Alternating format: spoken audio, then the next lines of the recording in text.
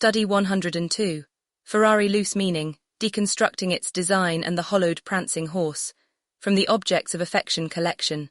On the Ferrari Luce, LoveFrom, and what happens when the world's most emotional car brand is handed to designers whose first language was never cars. The Ferrari Luce, revealed in Rome on May 25, 2026, is Ferrari's first fully electric production vehicle, and its most consequential design decision in decades. Its interior and exterior were developed in collaboration with LoveFrom, the creative collective founded by Sir Joni Ive and Mark Newson, the designers whose instincts were shaped by the Apple iPhone, the iMac, and the entire grammar of consumer electronics. The result is a car of extraordinary technical precision and unsettling semiotic displacement. A Ferrari EV that looks and feels at the interior level like a beautifully resolved luxury EV designed by people for whom human-machine interfaces are the primary object of care. This study applies the Post-Luxury Conceptual Functional Art, PLCFA framework, to diagnose what the Ferrari Luce actually confirms: that the hollowed object condition, in which a brand's external semiotic markers are preserved while its internal semantic content is evacuated and replaced, is now operating at automotive brand scale.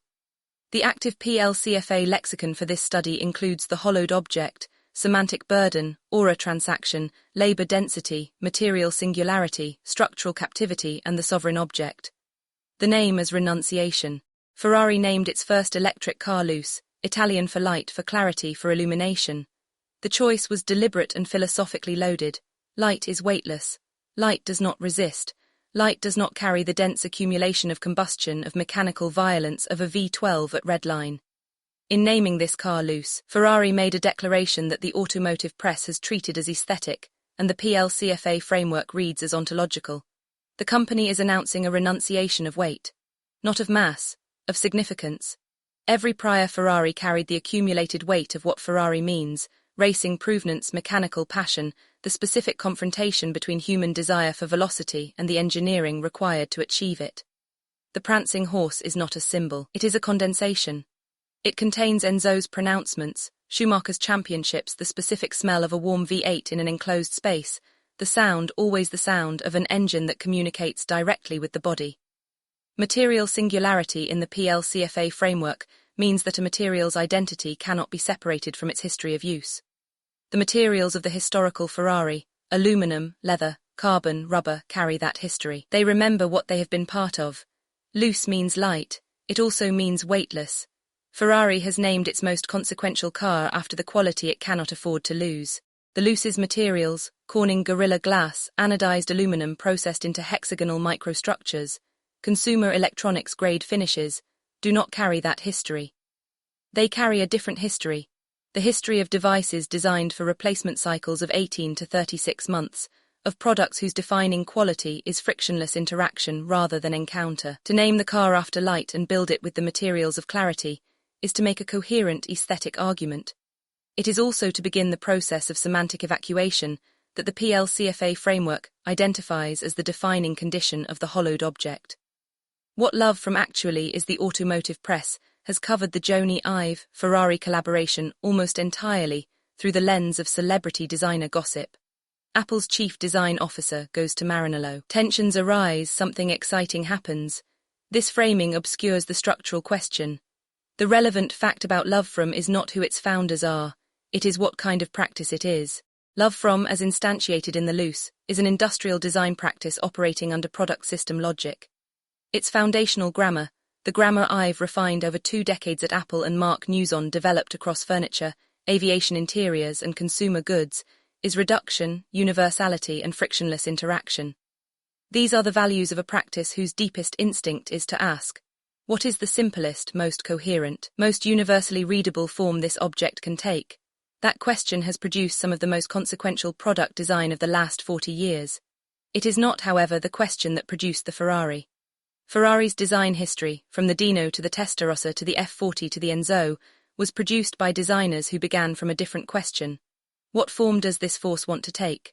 The cars that resulted were excessive, sometimes ugly, always legible as expressions of something specific and dangerous.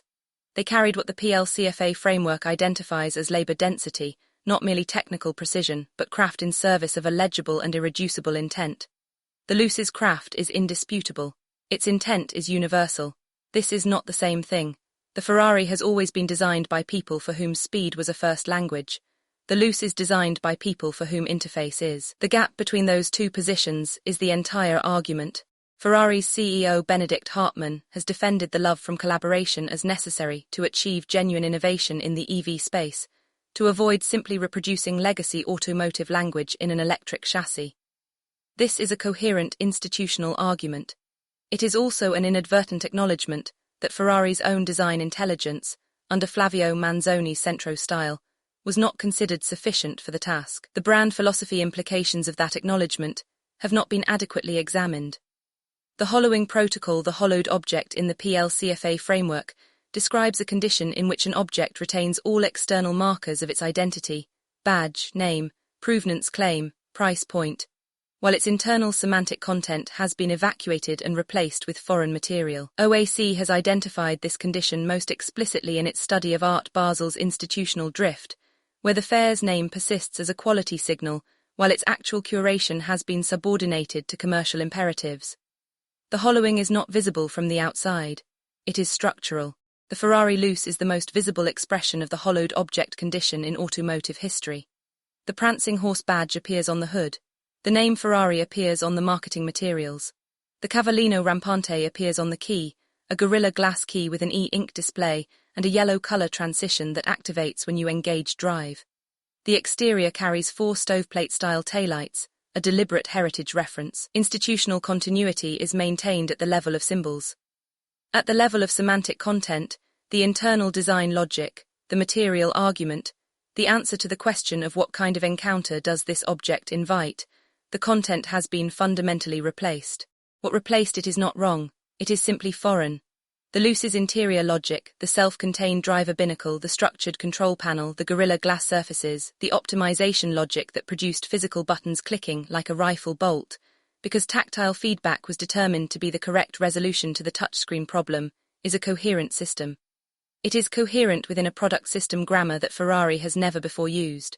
Prominent designers, speaking to the Telegraph at the interior reveal, called the result soulless and utterly inappropriate for a Ferrari. These are not aesthetic judgments, they are semiotic ones. The critics are identifying that the internal semantic system no longer matches the external identity markers. The Cavallino Rampante is still on the hood. The Ferrari is still in the name. What has changed is the language the car speaks from the inside. That language is not Italian. This is precisely the mechanism OAC identified in its analysis of the Audemars Piguet Times Swatch Royal Pop collaboration, a product that retained the Royal Oak's visual grammar while replacing its mechanical soul with a quartz movement.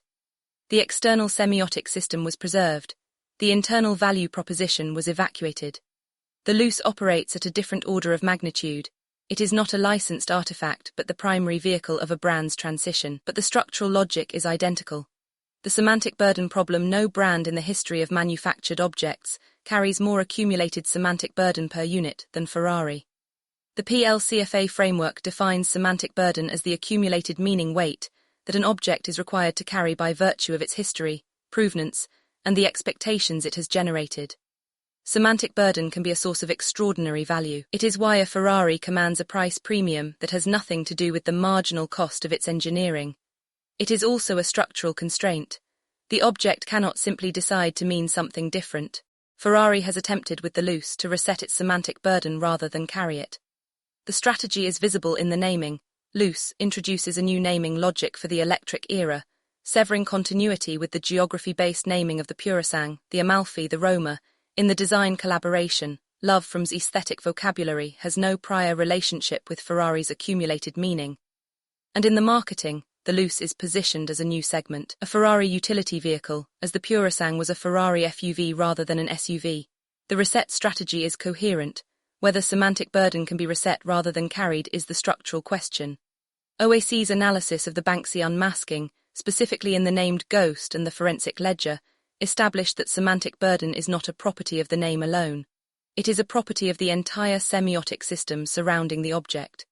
When that system is disrupted, when the maker is unmasked, when the object's origin story is revised, the semantic burden does not transfer cleanly to the new context. Some of it evaporates. The question for the Luce is how much of Ferrari's semantic burden survives the transfer to a new design language, and what happens to the portion that does not. Ferrari's semantic burden was built by Enzo, by Schumacher, by every driver who pushed a Ferrari to its limit and came back changed. Jony Ive did not build that burden, he cannot inherit it. He can only work alongside it or displace it. The portion that does not transfer does not disappear quietly. It becomes the source of the soulless criticism of the forums full of Ferraristi calling the Luce a tech startup car, of the reviewer who noted that the exterior looks akin to something Faraday Future might release. These are not simply conservative reactions. They are the sound of semantic burden in search of its proper home, accumulated meaning that the new design system cannot accommodate. Material testimony. What the glass key confirms the material argument of the Ferrari Luce is most visible at its smallest scale. The key. The Luce's key is Gorilla Glass, with an e-ink display that shows the car's status information and a yellow color element that transitions as you engage the drive. It is an extraordinary object in isolation, precisely engineered, thoughtful in its integration of digital and physical, materialized with the kind of care that LoveFrom brings to every surface it touches. It is also the key to a consumer electronics device. Gorilla Glass is Gorilla Glass, Corning's scratch-resistant glass designed for smartphone screens. E-ink is e-reader display technology. Anodized aluminum with a hexagonal cell microstructure is used in the manufacturing process for a premium laptop chassis. These materials are impeccably executed. They are also legible in a way that runs counter to Luce's claim to Ferrari identity. They tell you, immediately and precisely, what category of designed object you are holding. It is not the category Ferrari historically inhabited. The PLCFA framework's concept of material memory holds that materials carry the accumulated memory of their prior use contexts. Gorilla Glass carries the memory of every shattered smartphone screen it was designed to prevent. Anodized aluminum carries the memory of the MacBook Pro. These memories do not disappear when the materials are deployed in a Ferrari. They arrive with the material. The Luce's interior is, at the level of material singularity, a meeting of two material histories that have never previously coexisted, Ferrari's accumulated mechanical provenance and Silicon Valley's accumulated digital device logic. And the question is which history the materials will ultimately serve. Ferrari's traditional materials remembered speed. The Luce's materials remember refresh cycles. This is not a criticism of the materials. It is an observation about what they carry. The interior, by contrast, is where LoveFrom's logic is most coherent and most clearly itself. The rejection of large touchscreens in favor of tactile mechanical controls, buttons that click with precision, dials with physical resistance, the structured organization of the control panel around distinct functional zones, reads as a genuine critique of the automotive industry's touchscreen epidemic. Jony Ive himself articulated this. The move toward wall-to-wall digital interfaces makes no sense to me. The Luce's interior is an answer to that critique. It is a beautiful answer. It is an answer from a product system designer whose deepest instinct is to resolve interface problems correctly. The effective object in the PLCFA framework is not defined by correctness. It is defined by emotional charge. The two are not the same. The optimization trap. The PLCFA framework's concept of the sovereign object identifies a class of designed objects whose value derives precisely from their refusal to be optimized. The historical Ferrari is a sovereign object. Its V12 engines were not optimized for fuel economy, noise reduction, or ease of maintenance. They were optimized for the specific encounter between a driver and velocity, an encounter that requires excess, that requires the presence of something that cannot be entirely controlled, that requires what the PLCFA framework identifies as labor density, in excess of what the function strictly demands. The excess is the point. The excess is what Ferrari means. LoveFrom's design logic is fundamentally optimization logic. This is not a criticism, it is a description. Ive and Nuzon's most significant work has been characterized by the relentless pursuit of the most resolved, most coherent, most friction-free form an object can take. Their Ferrari collaboration, as described by Ferrari itself, involved perfecting and refining every solution to its purest form, not to reinvent what already works, but to create a new, carefully considered expression of Ferrari. This is optimization language. It describes the process of an extraordinary optimization practice, working on a brand whose deepest identity is rooted in the productive rejection of optimization. The paradox is structural. The better LoveFrom executes its optimization logic, the further the Luce moves from what Ferrari means. A perfectly resolved, frictionless, coherent Ferrari is a contradiction in terms. OAC's analysis of Poet Core and the rebellion against sterile tech luxury identified this dynamic in the fashion context. The hand-stitched irregularity, the visible seam, the productive imperfection, these are not failures of optimization. They are the argument. The Ferrari as a historical object made the same argument on an automotive scale. The Luce makes a different one. The best possible optimization of a Ferrari is not a Ferrari. It is an object that has resolved everything the Ferrari left deliberately unresolved. That resolution is the loss. This is not a criticism of the Luce as a designed object. It is likely to be technically extraordinary, quad-motor all-wheel drive, 113 horsepower, a 0-100 km/h time of 2.5 seconds, a bespoke 880V platform. As an engineering achievement, it may be the most advanced vehicle Ferrari has ever produced. As an expression of what Ferrari has historically meant, the sovereign object, the designed encounter with controlled excess, it is the most significant departure the brand has ever made. Structural captivity and the escape attempt. The PLCFA framework's concept of structural captivity describes the condition of a brand that cannot make any move without first evaluating whether it is sufficiently true to the brand's accumulated identity. Ferrari has been in structural captivity for decades.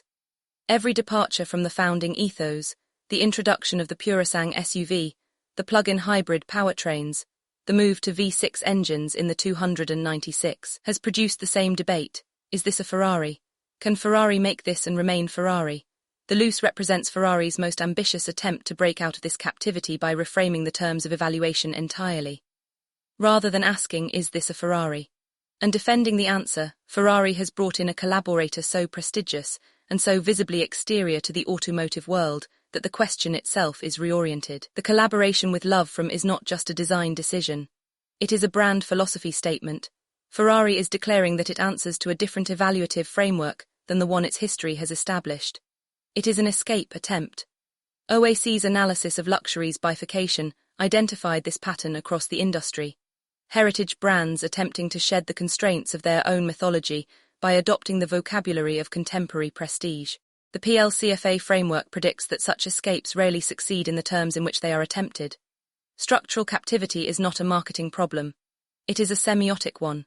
The audience that evaluates Ferrari, the automotive press, the enthusiast community, the collectors who make the brand's value real, does not simply update its evaluative framework because Ferrari has declared a new one. It continues to evaluate against the accumulated terms. The Ferraristi who called the Luce soulless are not evaluating against the wrong criteria. They are evaluating against the only criterion their relationship with the brand has given them. The aura transaction, in which a brand trades its singular aura for market expansion, does not eliminate the original aura. It divides it.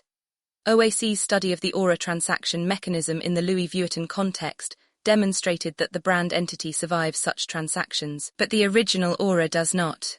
The full study is available at objectsofaffectioncollection.com.